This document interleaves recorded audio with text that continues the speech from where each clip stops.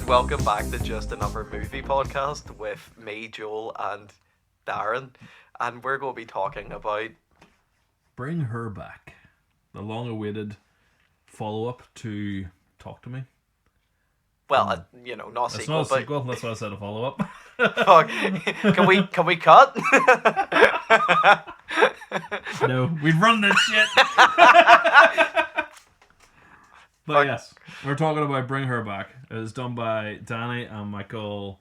What do you say their last name? Right, sorry about any mispronunciation, but I assume Philippou. Philippou. So Danny and Michael Philippou, who were once Raka Raka on YouTube. That's where I knew them from back in the day. Right. And their first feature film was Talk to Me, and it was met with wide appreciation, I would say. Would you give us some background then? Because I'm unaware of the channel, like what sort of content was on. Alright, so back when I used to watch them, they would do a lot of like comedic skits, but within their comedic skits, they had a lot of stunts that they would do themselves.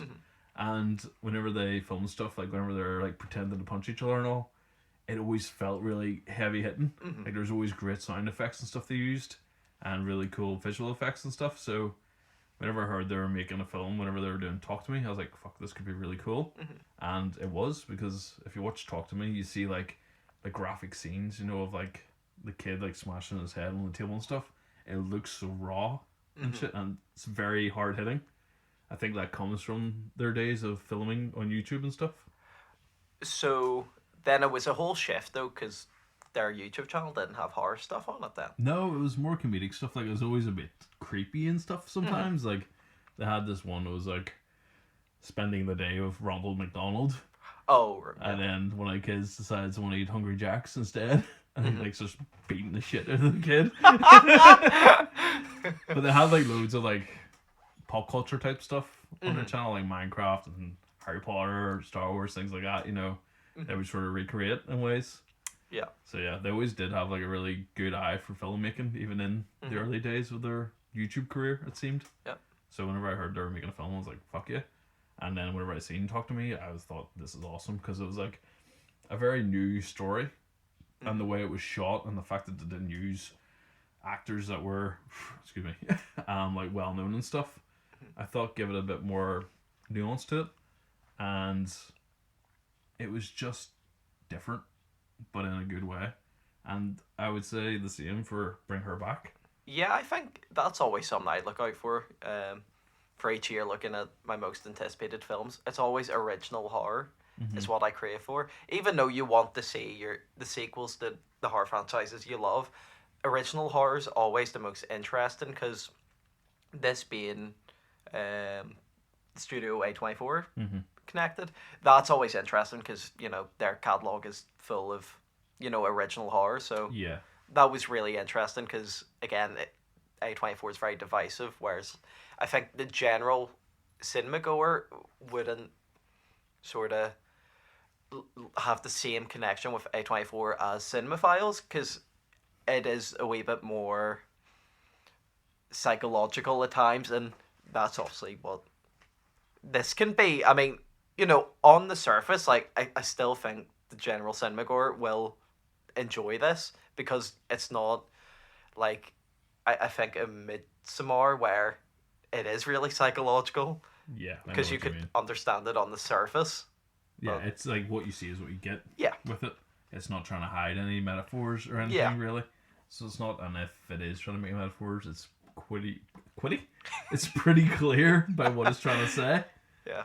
So it is, but no, I completely agree. If you had A24 films, they are more for the ones who really love cinema and like deconstructing films and stuff. They're films to be talked about Yeah. a lot of the time, so they are. Because there's not one A24 movie that I've left where there isn't a message. Even if I didn't understand it, There's something there. there's always a social commentary, a message being thrown at you, and which is a good thing, because obviously film is an expression of art, and you want messages. As much as you want, like, turn your brain off, there is a beauty of the films which have a message, have some commentary, and it makes you think afterwards and how it applies in life. But that's Oh yeah, no, definitely. And the first thing I thought when this film was over was, well, that was fucking depressing. Oh, well, yep, to get in the spoilers, which if anyone hasn't watched the film, kindly fuck off, watch it and come back. Kindly. If you are interested in watching it, go ahead. And I would definitely suggest going in knowing as very little as possible, because I think that really made it more impactful for myself. Mm-hmm. Do you know what was terrible? Like, before we actually get into talking about the film and stuff properly, and this is just because it came on the top of my head, I thought the way they ran the film over here in the cinemas was awful, because not only did we get it like a month later than American audiences did, or Australian audiences, wherever it was released first, but it was only shown in one time in each cinema. So you went to see it in our Bangor cinema, which was at like, what, 10 to 5 or something? Like or in Dog Steer? I'm not saying you're from Bangor, I'm just saying that's where you went to see it. That's the implication. No, you're right. They're all 5:10. That was 5:10. So that's all. The only time you could go see it in the Bangor cinema was 5:10, and then the only time you could go see it in the Dundonald cinema was at like 10 to 8 or something. Mm-hmm. So having a film that I feel like was quite anticipated only being shown once a day in the cinemas was a terrible way to run it. But I understand, I guess, from the context of they had Superman and they had Fantastic Four. They probably thought, these are our moneymakers. This film isn't. But whenever I went to see it, the cinema was packed out. Like, I was completely the same. And I think there is a huge group of people who enjoy horror and just see whatever horror movie showing. Because, I mean, like, that's the thing with A24. The distribution is shite. Love the company, or studio, sorry. But the way they release films within the UK or wherever is outside of the US, it's like, if you've got, like, I don't know, like one of those ones with a dodgy box, for example, or like a streaming site, because it was on VOD, digital in the US, so if you wanted, you could have watched it, at home using illegal methods, but like, these are the films you want to watch in a cinema. Yeah, you want to have that full experience. And that's really deterring that one of the biggest studios, now I'd argue, like, within the pure cinema scene, has such shite distribution. It just doesn't help the state of cinema, which is sad. Yeah.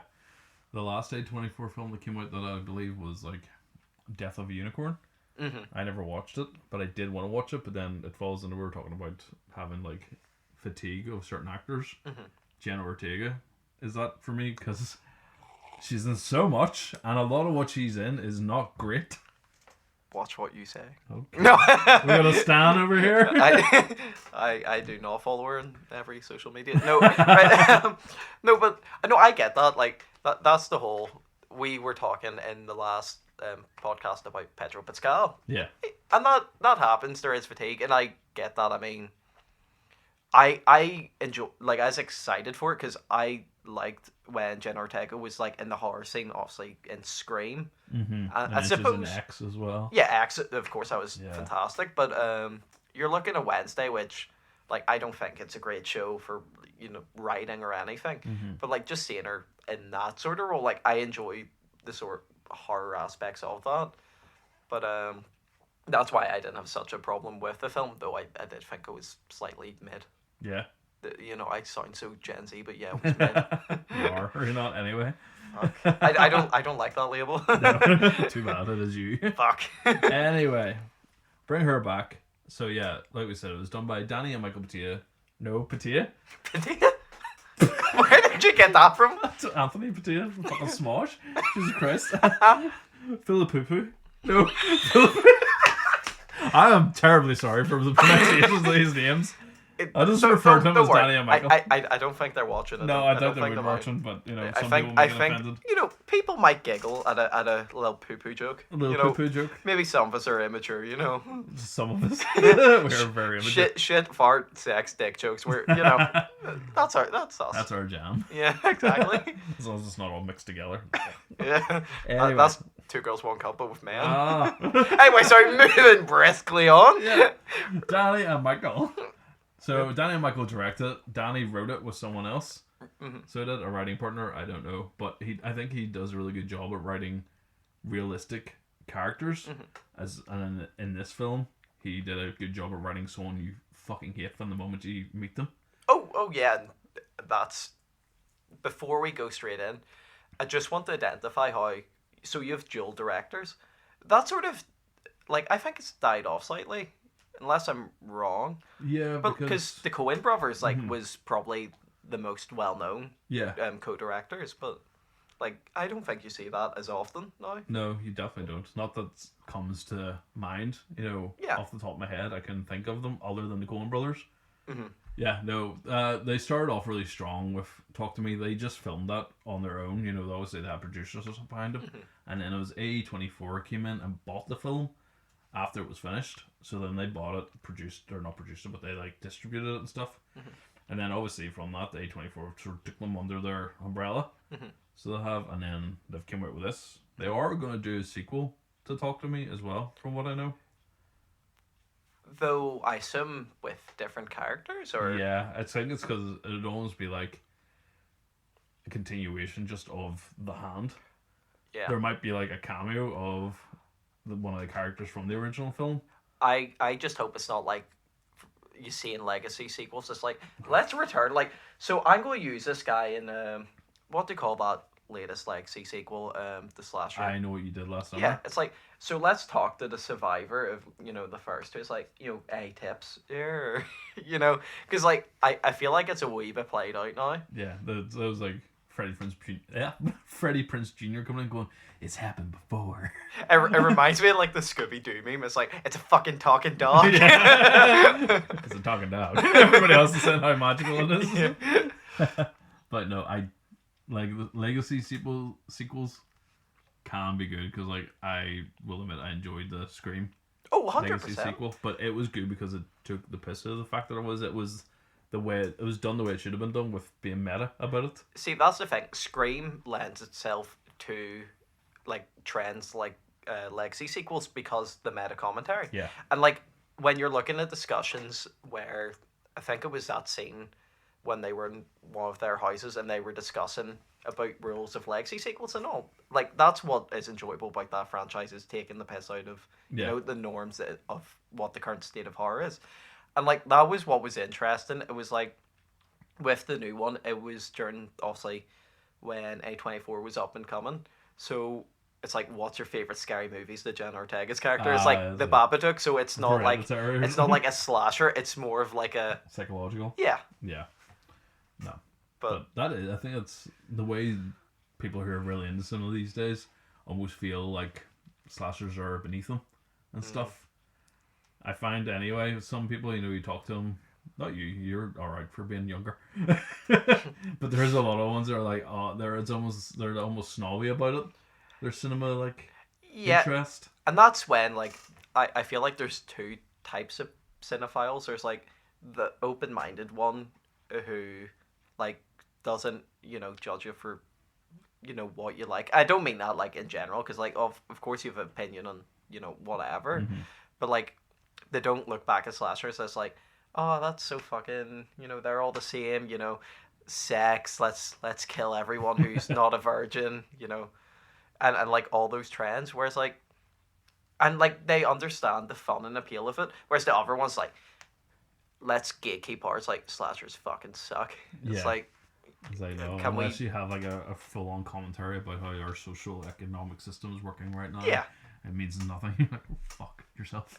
And one last point I wanted to make before delving in the film is, I think A24 though is great at recognizing like up and coming talent, because you mentioned about them buying the rights, the whatever it was distribute. Sorry, the film after Yeah, it all was that. running like the festival scene. So it was. Oh, and sure, yeah, then they really wanted A24 from what I remember. yeah.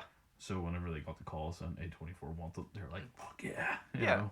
And it's when they recognize talent like that, then they start giving them resources to work with. That's why I think they're great as a studio. Yeah, because I think A24 is quite hands off with trying to be production notey and stuff. They just let the person create what needs to be done.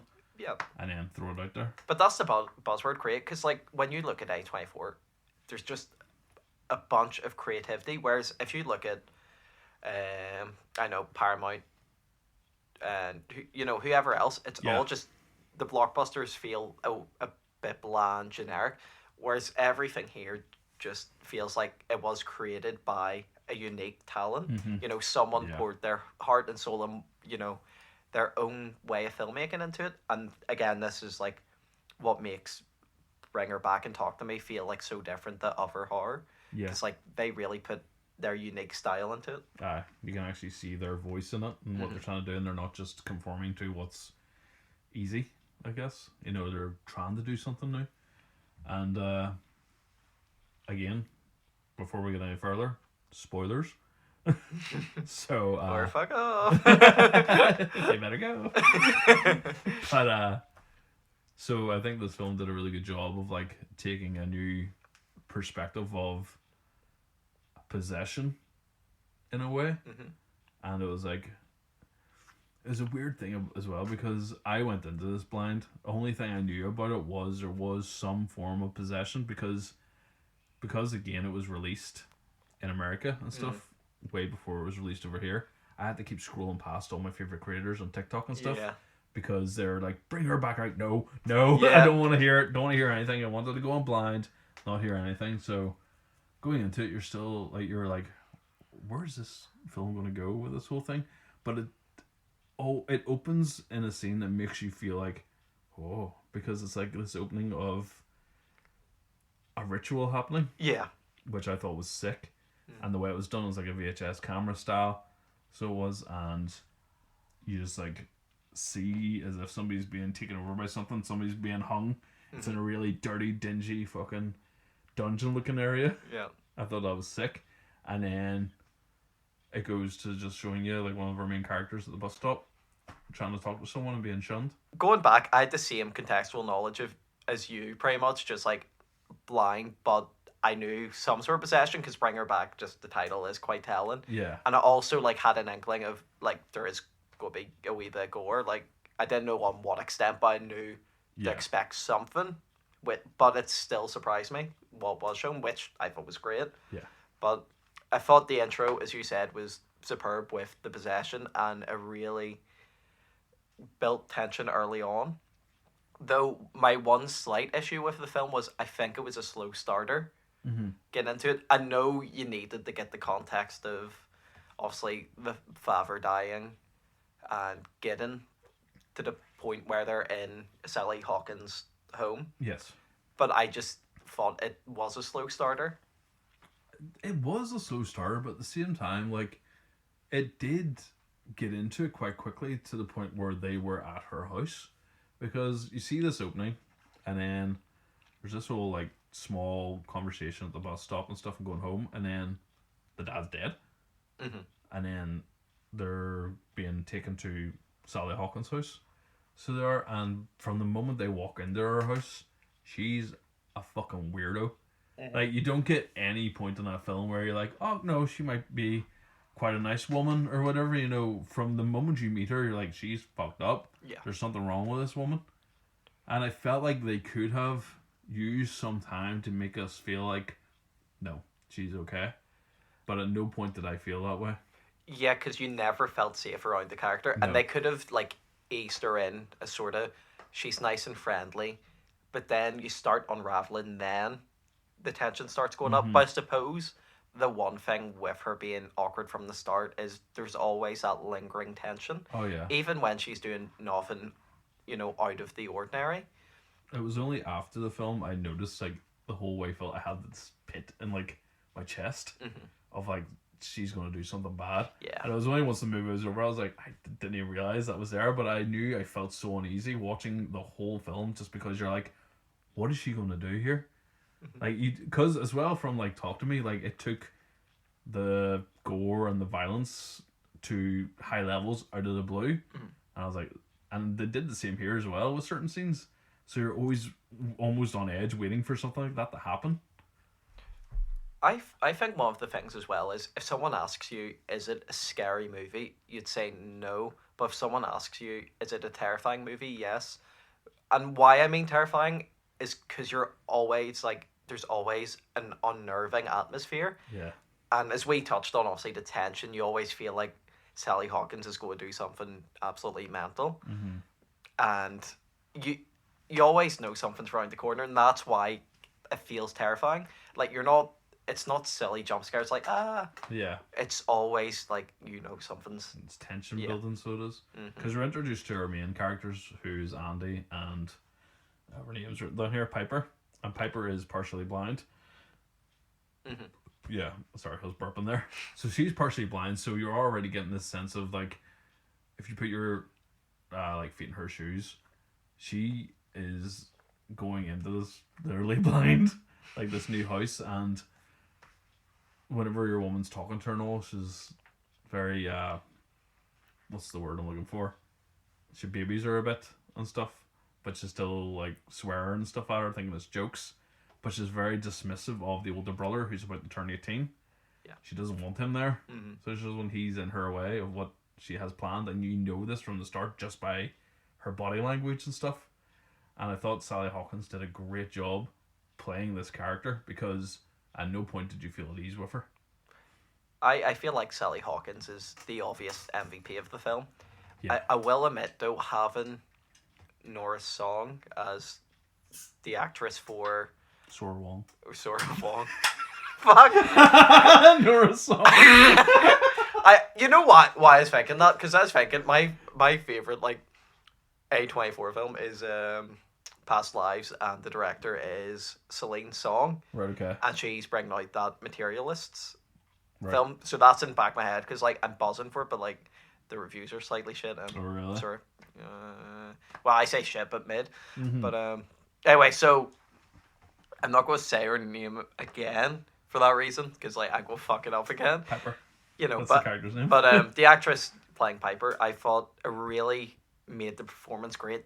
That in real life she was visually impaired, because she played the role perfectly, authentically. Because if you've got someone acting, acting as someone who's got that visual impairment, then I don't think the performance feels as authentic, whereas this one did. Yeah.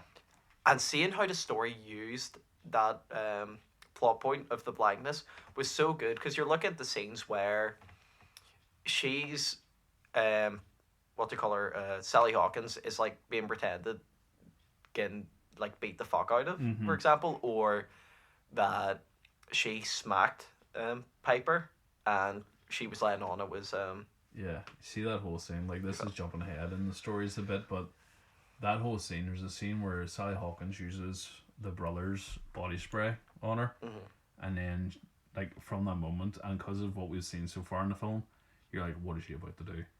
I felt so uneasy watching that scene, because I didn't know where they were going to go with it. And she's standing there above the girl who's in bed sleeping, and she has the like brother's body spray on. I was like, where are they taking this scene? I had the worst things in my head, and I was like, I don't want to see that. If that's where this is going, it's going to be so uneasy. The thing with that is, I'm not even going to make a joke about it, because it is that horrific. And you're right, like that scene, you're thinking like the worst possibilities in your head. We don't even need to name it, because everyone knows where you could go. And you're like sitting on the edge, like, don't you fucking dare. Don't like, go there. Yeah, exactly. And thank God it didn't go to that extent. But it's how it makes you feel in that moment. It's so impactful. And I just think, again, great tension building. Oh yeah, definitely. Like, it was one of those standout scenes, because you're like, where's this going? Where's this going? And then it's like, she walks away and comes back and bang, just smacks her in the face, and you're like, oh shit. Like, I think I actually went, huh? Because I was almost relieved, like that's what all it was. And I was like fuck. But then the way they played that scene after, like, it was just tension after tension building. And then it comes into like, there's one of the plot points I thought after that didn't, was like, he went to the agency that fostered them to Sally Hawkins' character, but he didn't go to the police first. Like, my first instinct would have went to go to the police, not there. I'm running in saying stuff, that's one of those things. I was like, why did he go there? You know what I mean? Like, you should have went to the police, said, by the way, this boy's been kidnapped. But then he didn't know. Well, I guess he didn't know that at the point straight on. That's my thing. I thought it was one of the first horror films in quite a while where I don't think characters were making stupid decisions. Yeah, it Whereas, was like, harken back, obviously, we've talked to death about them, but slashers, for example, like, all the characters are pretty stupid, Yeah. because what they're doing. But here, it feels like there's nothing you could do, because, like, in Piper's position, she's obviously visually impaired. She doesn't have the full picture of what's going on.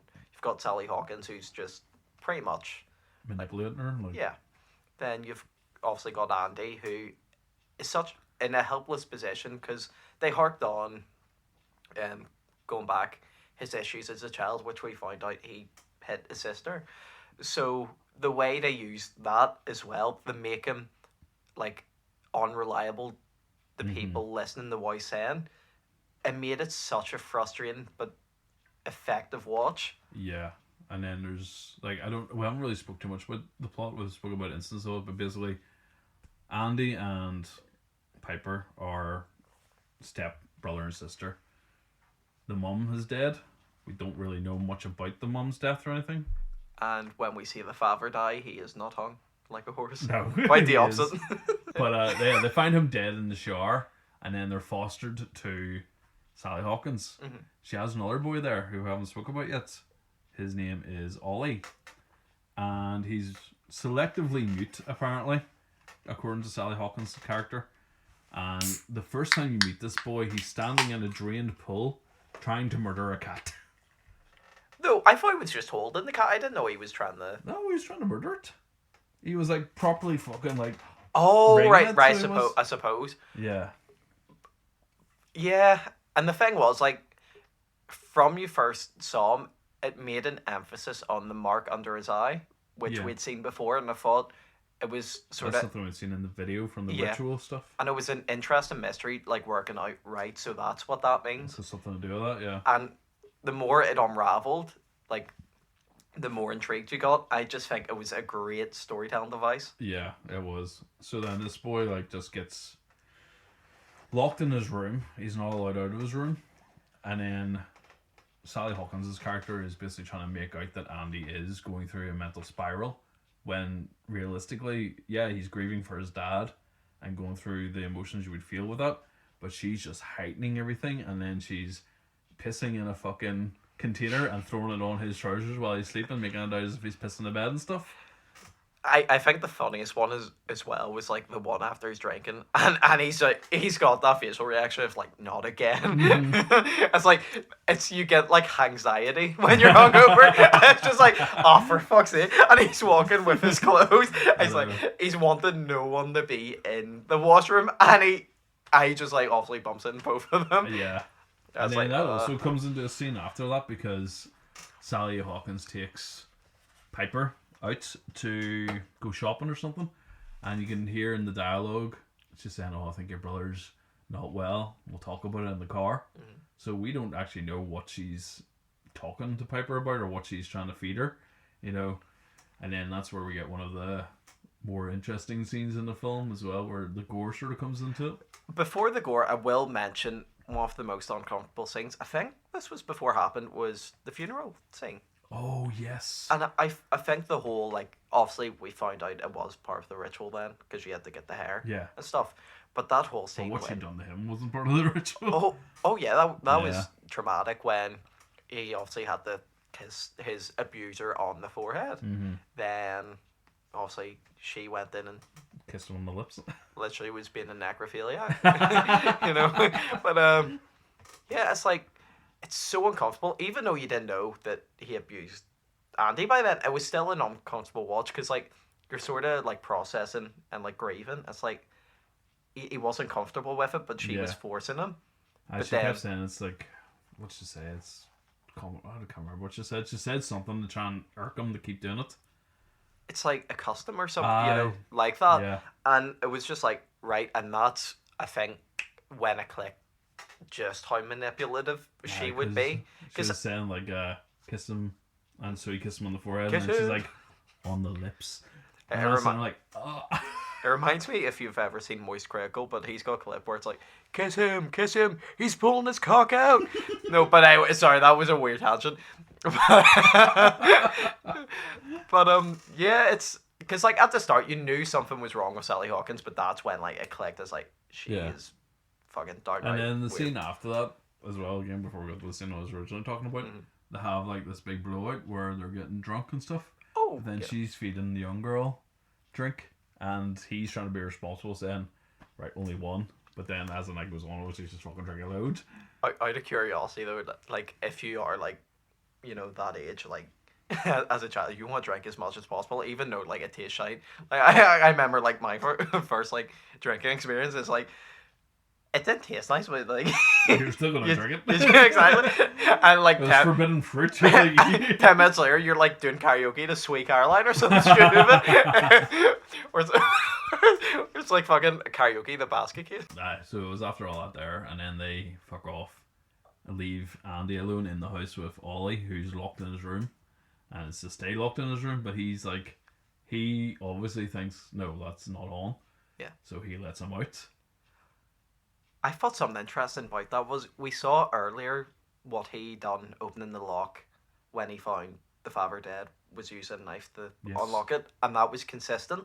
I There did that he again, used opening the door. yeah. So again, I don't know if it was intentional, but I'm sure everything in this film is Yeah. pretty intentional. I just thought that was like a nice wee snippets. Like, oh, that's harking back. He knows how to do that sort of thing. Yeah, Yeah. but And then I could go back into like who he said he would purposely get in trouble to try and make his father notice him. But then all it did was end up him getting beat by his dad. Mhm. And there's this whole trauma as well of showers in the film because the dad died in the shower. And then he said whenever the dad would beat him, he would turn on the shower. Yeah. So that the other girl wouldn't hear it happening type thing. So, and he has like this aversion to showers throughout the film. But yeah, so he's like, I'll feed Ollie. And again, just before this, I just want to quickly mention like the film as a whole. It has a different like way of sort of touching on grief and loss, which I appreciated. I just wanted to quickly get that out before I sort of went on my head. But going into this scene, do you want to start us off by Oh, you can like, start us off all right, after okay. that. You go for it. So naturally, he was eating fruit off the knife. He mentioned something about eating a knife. I genuinely fallen off and off it, right? I knew something would happen, but I didn't know to what extent. And then I heard the sort of chewing noises on the metals, like, fuck, please be off screen. And like the thing is, like, I think like I have a really high tolerance for gore. Like, I'll not mention anything else because I don't want like go to a point where like you're trying to gross people out. But, Yeah. and then it cuts to it, and it's so effectively done. I like, and I don't normally do this, but I was nearly wincing. Oh yeah. And like I thought what done as well was like you want to look away, but you just can't. You're glued. Oh, you're stuck to it. I'm just seeing like him chew fruit, his teeth breaking, the gums. I think that was probably the goriest scene. I think there's a couple that one I think's close, but which I think they're all consistent. But this one takes the cake for Yeah. being the gross out. Like fuck. Aye, the moment of the film, it was like, whoa. That's the thing as well. It's where in Talk to Me, they had that one big scene of the gore. This to me is that scene in this. It's like the guy's got the knife in his mouth and he's chewing down on it without relenting. And you knew it was coming. You knew it was coming because he gives him like a piece of watermelon or something on a knife, and he grabs the knife instead of grabbing the watermelon, and he's like, just all right, whatever. We're not really thinking this guy's gonna do that, and obviously he does. And then that whole scene that sort of comes after that as well is just so visceral and full of tension. And obviously Andy's freaking out. Sally and Piper show up again. He's got him outside. There's like this ring that goes around the house, so there's this like a barrier almost. And once he takes Ollie past that, because he's trying to get them to the hospital, he starts like convulsing on the ground and stuff. And that's whenever Sally Hawkins and Piper show up again, and shit hits the fan. Did you at that moment know what the ring was for him? I mean, I had an idea. I didn't know, like, by the end of the film, I didn't know that's what it was. I thought it would have killed him going outside of that ring. I actually thought the same because I didn't realize like if he went out of the ring, then like the possession sort of Ended. ended. Yeah. So again, I like that reveal near the end. Yeah. With that. The one happy ending. Again, the skip forward in the movie, the one I thought was close to it but wasn't as bad was when he was chewing the table. Yeah. Like that sequence, because like why was chewing Sally Hawkins' arm, I didn't think it was that bad. It was really well done. Aye, the way it just the Yeah, rip and the but yeah. it wasn't like wincing. Whereas like I thought the table was well done, because I think wasn't there like bits of tooth left on the table, or am I Yeah, making because that up? he like bit into it and you could see like chips Yeah, just coming off on the table and all, but it wasn't done like in a really silly way where all his like teeth broke and yeah, all. Like it was done like as if you would think somebody was biting the table yeah. almost, you know. Because it felt like the gore didn't feel like over. It wasn't excessive. Yeah, it wasn't excessive. Like if you're going to like let's say like a Tarantino film where like Django and Jane, like where blood splatter, or Yeah. you're going to slashers where it's again over the top. It felt so genuine. I think that's what made those sequences so impactful. Yeah, because it looks like it actually happened that way. Yeah. But again, yeah, the way the movie it continuously sort of just chugs forward, and it is slow, but it is foreboding, and I think that's what keeps it interesting because you're never sure what's going to happen next. So you're not, or what's the next step going to be? But then even it's a slow film. It's slow, but it's still entertaining. Like you're Oh yeah, never thinking it's dragging in, and sometimes that's hard because like pacing is such a difficult part of making a film. Well, like I've not made one, so I don't have first hand experience on that. watched enough of them Bar though. like student films, which I'm scared of rewatching. But it's just pacing, because you look at so many films where there's maybe interesting things happening, and it bores the tits off you. Yeah, Where it's like this, the moments where there isn't like big gore, I think there's just like dialogue, a wee bit of tension. It's entertaining. It's got you gripped. You're on the edge of your seat. yeah, So the runtime feels like nothing, which is great for a film like this where it just feels like this short, like, well, not short, but like it doesn't feel like it's dragged in, but tension's always rising. It just works. yeah. No, it does. The tension is just always building and building, so it is. And I think it leads to quite a good climax. And it's like it was the scene after he takes him outside the ring. She then has him in her room, Ollie, and she's doing this like circle thing, which becomes like a reoccurring thing in the film. And they're watching the video of this ritual that we've seen at the start of the film, and it's showing you different parts of this ritual and how they go about doing it. And then that's when you get the proper idea of, right, she wants to bring back her dead daughter. That's the whole point of this. And she's using Ollie as a host of this demon, which is then going to consume the body of her daughter to then puke it into Piper's body, to then, like, it's almost like putting her dead daughter's soul into her and reviving her somehow. That's what the whole concept of the ritual is. But they also have to replicate the death as well. And Sally's daughter died in a pool, so she plans to drown Piper to then have Ollie puke into her and bring back her daughter in her body. Then And that, Andy's getting in the way. and that's what led us saying obviously Andy's went to the police, and Yeah, because she's made Andy out to be this terribly abusive person now, saying because his dad hit him, now he's hitting her because he feels, bad done by. And that's why she sprayed herself and punched the daughter and stuff, and then she's making it out as if Andy's the bad guy here when he really isn't. And because Piper is partially blind, she can only take people's word for what's happening. And because she'd smelt her brother, and that's what hit her, she then thinks it's him. And Sally's giving this whole show whenever he's starting to lose her rag with her because she's gaslighting him. And then she breaks his phone and stuff whenever he tries to take a picture of Ollie. yeah. And then he leaves and tries to go to, it's not the police, so he goes to the foster home. See, that was it, yeah. Then, obviously, harking back to the phone, one of the funniest parts of the comedy was near a start where he's texting his mates, like, so this guy Oliver, he's a fucking weirdo. Yeah. And she looks at her phone, and, like, everyone has, like, that second-hand embarrassment when, like, someone's looking at your phone and they say something you don't want anyone to see. It's just, like, a You're private trying to make conversation. a stupid joke about someone that shouldn't be heard by Yeah. anyone. But, yeah, so, obviously, the orphanage woman, she comes back, and it's all well and dandy until she goes a wee bit nuts, Sally Hawkins, Yes. and then Oliver.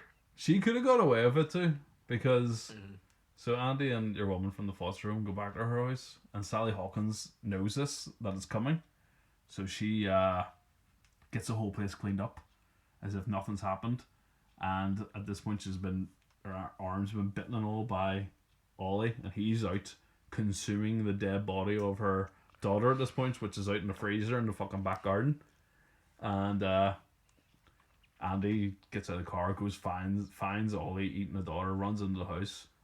After she's bleeding, and your woman says to her, "Oh, you're bleeding," and Sally Hawkins' character could have played it off like she just cut herself, but then she's like, as soon as she says about her bleeding, Andy's coming in going, "You need to go outside. Look what's going on out there," and she's like, "Don't go out, don't go out," and she just flips, and then that's when shit hits the fan again.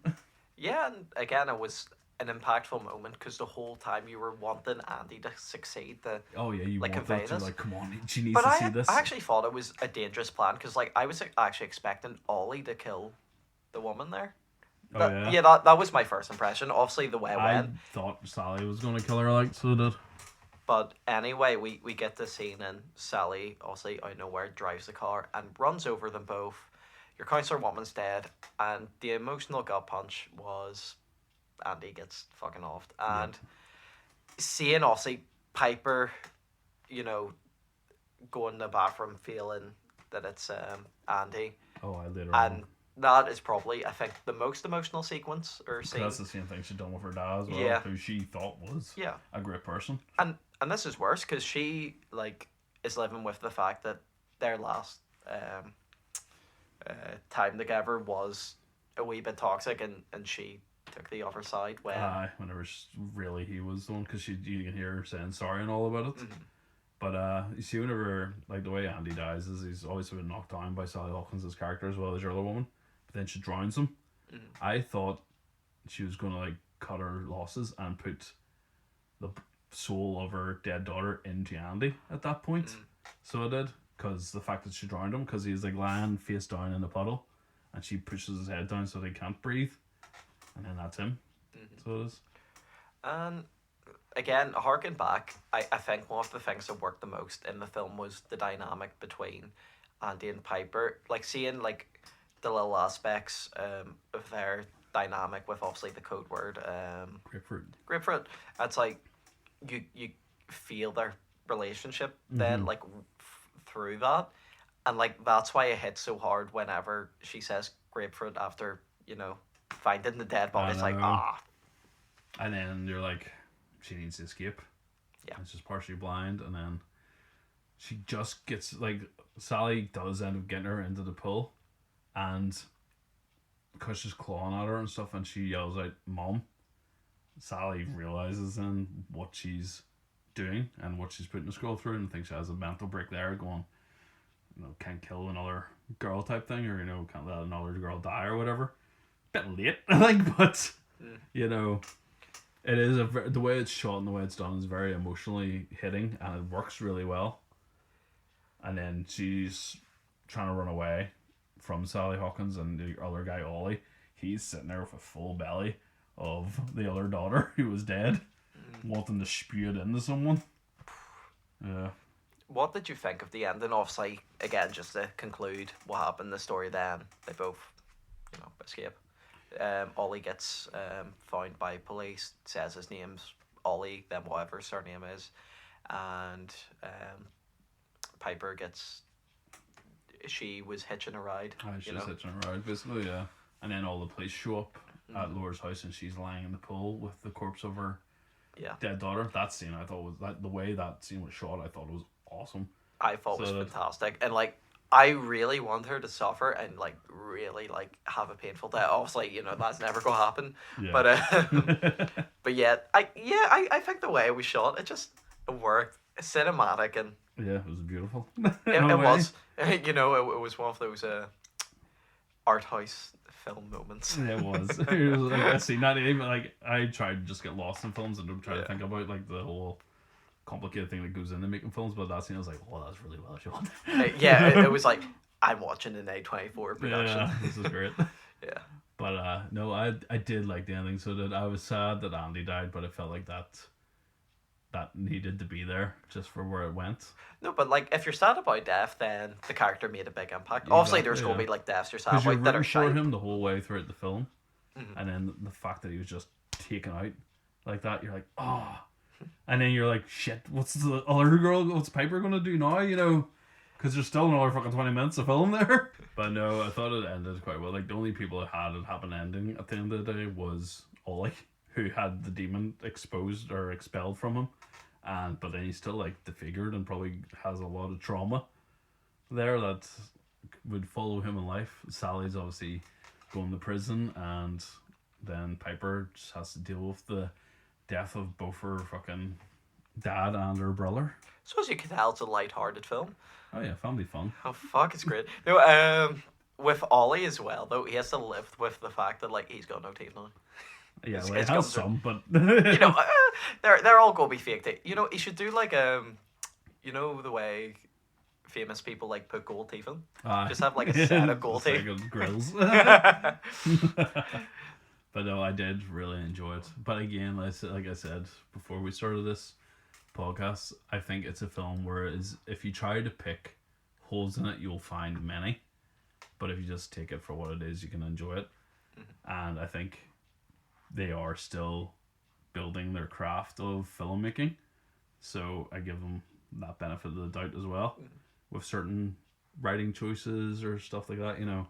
Mainly the writing. I thought the directing and the way it was shot and all was beautiful. It was brilliant. And it worked very well, but I feel like the writing could be honed in a wee bit more, maybe.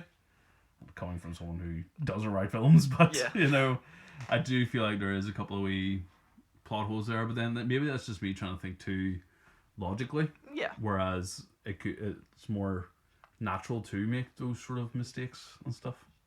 Do you have any other points you want to touch on before really closing thoughts?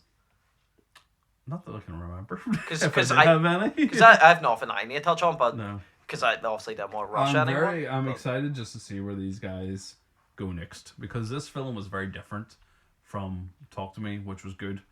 I was almost worried it was going to be the same thing, almost like the same tone, the same humor and all, whereas Talk to Me was a very energetic film at times, and because it was like late teens it was focused on, it was a bit of like a party atmosphere going on at times. Yeah. And the way things were filmed was quite high paced and stuff.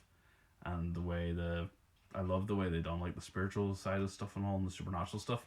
This one took it all back, honed it in a bit more, you know, it was a lot more subtle. So I would love to see, like with their films, it's always a case of wanting to see more. I would love to see more of that ritual stuff. Yeah. And all, but I'm quite happy with where it was left. It's like obviously you like elements of certain projects, Yeah. but like I assume then the next direction you want to see for this director something original, or would it be then the one you mentioned before They recording are was doing- the Talk to Me sequel? They're doing a Talk to Me sequel, which is fine. I feel like that is, though, a film that could have just been left alone. You know, I would rather see them do something new. I'd rather see something original than something that's already been done. Yeah. Always rather see something original, so would. Yeah. And you know, it's not a film that needs an electric boogaloo, but you know, if it's good, then it's good. Yeah, no, I really liked. I think it was a good way of them showing that they're not like a one-trick pony. If you get me, you know, it's like we can do this sort of horror, but we can also do this sort of horror. So, what would you rate it then? I would give it a 7, a very strong 7. You know what? I'm going to break the mold here. I'm going to go for a half. I'm going to go 7.5. A 7.5. Yeah, that's fair enough. Yeah. I don't do half measures, but I can get the whiskey out. okay. No, that's fair. I think we're sort of on the same page with it. Yeah, really. I- So we are. I think we are. And the one thing we forgot to touch on, which you mentioned to me, was the 3-worded. Oh title. yes, are they going to continue using 3 words in their titles? Because Yep. they have "Talk to Me," "Bring her back." You know, you could do talk to them, or or you could do wank me off. You know, you could go anywhere here. Maybe off camera. Yep, I think it's time to close this one up. I'm sorry, there's a wee stain here. Anyway, right, there's another one in the bag. Do you want to close us off then? Say goodbye to all these great people. All the great people that are watching us. Yeah. This is our second ever episode. Hi, Mom. That's all it's going to be. Our mom's watching us going, good job, guys. As long as they didn't hear that end joke. This is me shaking her head, going, nope, turn off. But yeah, thanks for watching. We're on Instagram and TikTok, and we are on both Spotify and YouTube. So if you're listening to us on Spotify, you don't need to worry, because the only thing you're missing is my beautiful face. And of course, me, just like, you know, you think you're beautiful. I'm like, I know, I'm like prime Tom Cruise. Prime Tom Cruise? Exactly. Theater glasses. Risky business. I was going to say, I'll get the jeans off and start dancing the whole time, rock and roll. Please don't. But yeah, going back to social media, it's just the same handle. Just another movie podcast. Mm-hmm. You'll see our logo and you'll know it's us. We don't know what the next film or films is going to be, but there will be plenty coming out. There will be plenty. And again, we can delve into any old classics that, you know. Yeah, classics, good movies, bad movies. I had an idea of doing like a remake versus original, things like that. Yep. So if anybody has any ideas, you're more than welcome to throw them our way, and we'll definitely take them into consideration. And I think the one last thing is, like, the dodgy ones, you know, like MD Pope and shit. Mm-hmm. Maybe not for YouTube, you know. No. that's, you know, we can watch them, but, you know, won't be talking about them too much. No, because I think you get banned on social media for talking about some of the scenes. As long as they're actual films, exactly. Definitely try and give them a go. So send them our way, and we will have a beer and tell you our opinions on them. Yeah, basically. But yeah, no, thanks for watching and listening. And for that long delayed intro. See you later. Bye.